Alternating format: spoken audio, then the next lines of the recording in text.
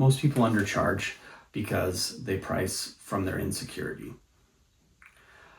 Most people considerably undervalue what they're providing their potential client or their profession or who they're offering their sale to, because they don't value the things that they're selling at the price that they think they're selling them for.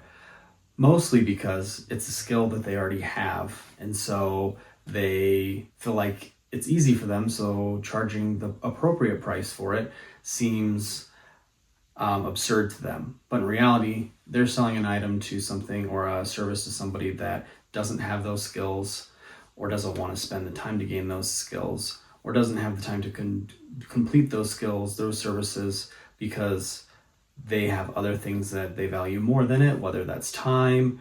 They can't be in two places at once. And so with that, don't undersell, don't underprice your product or your service that you provide.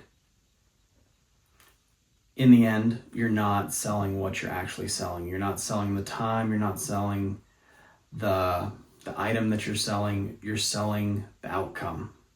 Is it that you're helping them save time? Is it helping them not have to learn a new thing? Is it taking place for them so they don't have to be the person that actually cleans or actually writes a program or does their taxes?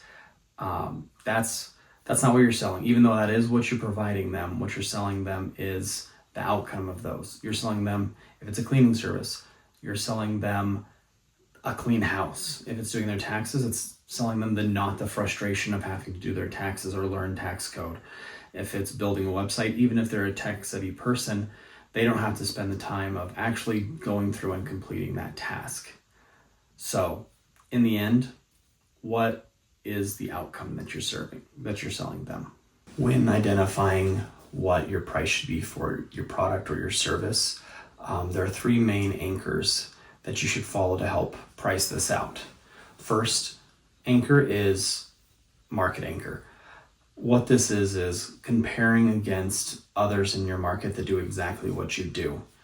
You're going to say, what is the highest amount that someone's charging? What's the lowest amount someone's charging?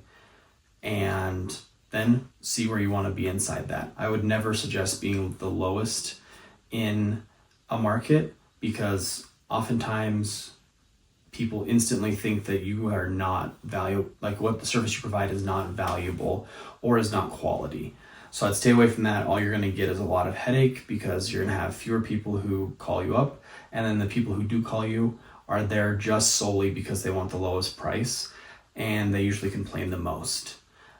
If you go the highest, people will want a premium product from you, which is totally fine if that's what you offer. But if that is what you're doing, the people you serve a benefit will usually end up being less picky and less finicky, but they will expect very quality work, and usually in a much shorter time period, because of the price that they're paying. I usually suggest finding the middle ground and then going slightly above it. You want to be slightly higher than the median, just because then you separate yourself from everybody else. You can say, hey, I'm a more premium product than most of your competitors, but at the same time, you're close enough that you're not outpricing yourself from the majority of the market. And then you can base it off of a few things such as quality, time spent, lots of other things, your experience. With that, we will, in one of the other anchors, explain a little bit more about how to capture above and below you in pricing, but that's usually how I would suggest picking a price from starters from the market, from evaluating the market. Anchor 2 is the value anchor. Like we talked about before, what does it help them with? What does it save? What does it make them? For example, if it is like a cleaning service, are you saving them 10 hours of cleaning a week in their house because you deep cleaned it for them? Is it building out a website because they don't know how to do it, so would they have to go to YouTube and learn all those tools, or take a class from a college to be able to do that? Would that be saving them all that time? Would it be getting them new clients for their own business? And is that client worth $2,000, $10,000 to them? Or Are they looking for someone who's an expert in the field so they can skip this mistakes that you do as someone who's new to doing that service? Lots of people, a lot of business owners especially, are willing to pay a little bit of money because they don't want to accidentally make a mistake and then put themselves weeks behind, which costs them money. So what are the value that you provide with your product or your service? Anchor 3. This will be your delivery anchor. How you present it to people will greatly affect how you can charge for what you provide. If you explain to them the time that you spend making or completing that project for them, the tools that you use, and how most people don't have accessibility to it. Maybe it's the complexity of what you do or the risk of doing that task for them. With that, explain all of the things that you do that validate the price that you pick. And if you have a lot more of those things like special schooling or special tools, you can definitely mark up the price over someone else. When you're also evaluating through this third anchor, you need to also realize you need to have a margin over what you provide them. So if it costs you $100 for a tool to be able to provide the service that you're providing to someone, you definitely need to make more than $100 because you have to pay for that tool. It is something that some people they feel bad for overcharging, and so they try to just barely have very small margins. The more margins you have, the less sales you have to make. So also pay attention to margins of all costs. Think of everything, the time that you spend for it, the product that you have, customer acquisition, or how much it costs you to be able to acquire or get a new client. Think about all those things when you're trying to find that pricing. Next, when it comes to pricing, I would suggest to have a 3-tiered system. You're going to want to have your entry level pricing, your core product or service that you provide, and then your premium product or service. The reason you're going to want to have 3 different ones, like I was talking about earlier, is it's going to allow you to capture a lot more people. And it can also help you in the process of upselling someone. So first have like your basic or your starter package. This will be your cheapest package and usually will provide less of the products that you or services you provide, or will go for a fewer or smaller amount of time. So for example, if you were helping someone create content for their business, that you're providing the ideas for posting their content, you would maybe go, the starter package is 5 pieces of content provided for someone. The core one would be, we do 15 YouTube videos, and then we have 5 blog posts. And then your premium product would be, we provide 20 YouTube videos, 10 posts on your blog, and then usually we manage all comments or something like that, something that's a little bit more premium, that's a little bit different outside of it.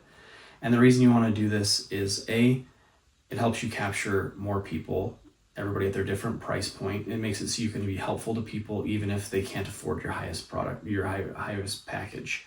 Second, it helps them validate that you are someone that they can trust. They'll start with your basic package and they go, oh, they've done some awesome work for me, so now I can trust them to get their core one. And then maybe even move on to the premium one. And then thirdly, you need to have an item of something that will attract that high-end buyer. There are a group of people out there that are like, I just want the best, I don't care what the best is, I just want to buy the best, and so they're going to go out and just buy the most expensive one. And this is a great way to get extra profit, because even though you're not providing outrageous amount more of value with it being your premium product, you are adding more value to them, but it's not something that is crazy outside of and tons of extra work. You're gaining a lot more income from that.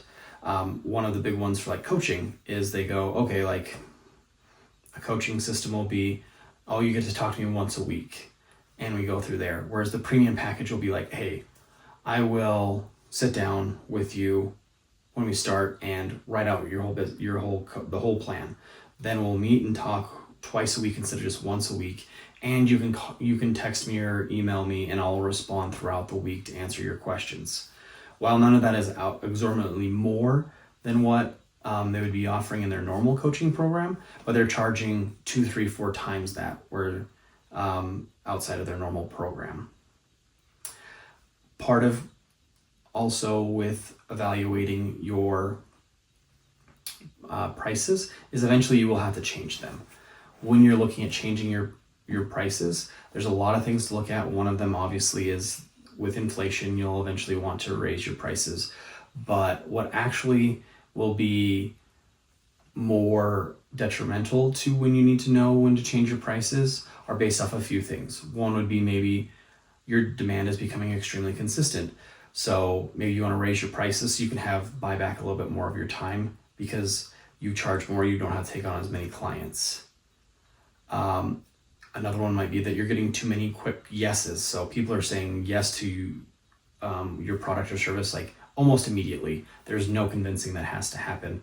And while at the beginning this is great because you're like, oh, okay, I'm getting sales, I can, it's awesome.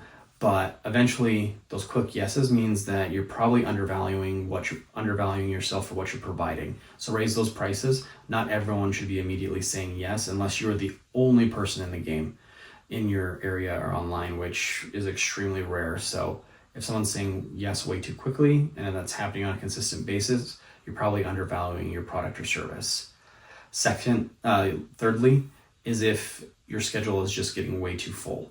When it gets way too full, then with that, you'll want to make sure that you are going through and going, okay, I can only take 10 clients a week and I am at 10 and I have 15 other people that are begging me to get in. So what you want to do is go, okay, raise the prices so you're still only having your 8, 9, or 10 clients a week, but you're making more money because your prices are going up and then your wait list is smaller. And then the last one is when you start getting proof or results from the product or service that you sell, you can also raise prices then because you're not an unknown factor anymore. With that being said, I know a lot of people will still get, after going through all this, and still feel uneasy about how to price out their product or their services. That is one of the services that we provide at Built by the Foot, is we help you identify how much you should be charging. With our 90-day blueprint, we have a customized and a beginner's package for those. Go to Built by the Foot. I'll also put a link in the comments or in the description of this video. And yeah, come visit us and we can definitely help you out with that.